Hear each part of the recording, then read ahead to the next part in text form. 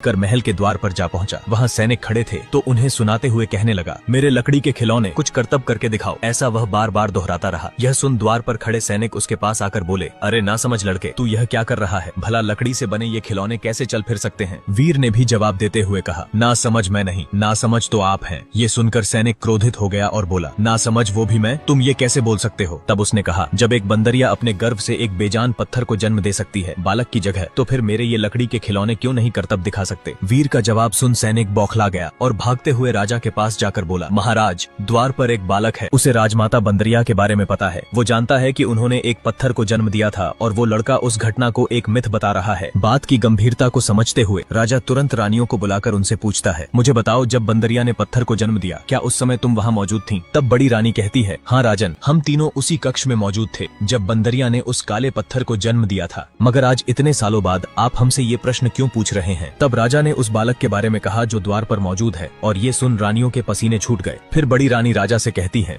ऐसे झूठे पाखंडी लोगों को हमारे नगर में रहने न दिया जाए। उसे भी रानियों की बात पर यकीन हो गया। अब बिना सोचे राजा ने सैनिकों से कहा, जाओ बालक समेत उसके माता पिता को भी इस गांव से बाहर निकाल दो। आदेश का पालन हुआ और किसान को पत्नी और बेटे समेत गांव से निकाल दिया जाता है। अब तीनों जंगल में अपना बसेरा बनाते हैं। इसी तरह 4 साल बीत गए। अब वो बालक जवान युवा हो चुका था। फिर एक दिन वीर एक पेड़ पर चढ़ा शिकार का इंतजार कर रहा था कि तभी गाँव की 2 सुंदर लड़कियां पास ही की नदी से पानी भरने आईं। तभी एक शेर अपनी प्यास बुझाने वहाँ आ पहुँचा। लड़कियों ने जब शेर को देखा तो अपनी जान बचाने के लिए दोनों ने पानी में छलांग लगा दी और नदी के बीचों बीच एक उभरी चट्टान पर जाकर बैठ गईं। शेर ने पानी में जाकर उनके पास पहुंचने की कोशिश की, मगर वह उस चट्टान पर चढ़ नहीं पाया और वापस किनारे लौट गया। वही पेड़ की डाली पर बैठा वीर इस घटना को देख रहा था। तब उसके मन में एक विचार आया और लड़कियों से कहा, सुनो, इधर ऊपर देखो। जब दोनों ने ऊपर देखा तो खुश हो गईं और वीर से कहने लगीं, मदद करो, हमें शेर से बचा लो। तब वीर ने उनसे कहा, मैं तुम्हारी जान जरूर बचाऊंगा, मगर इसके बदले तुम्हें मुझसे शादी करनी होगी। ये सुन लड़की बोली, नहीं, हम दोनों में से कोई भी तुमसे शादी नहीं करेगा। वीर ने कहा, तो ठीक है, मैं जा रहा हूँ और थोड़ी ही देर में अंधेरा हो जाएगा। फिर ना चाहते हुए भी लड़कियों ने उसकी बात मान ली और शादी करने का वचन दिया। फिर वो पेड़ से नीचे उतरा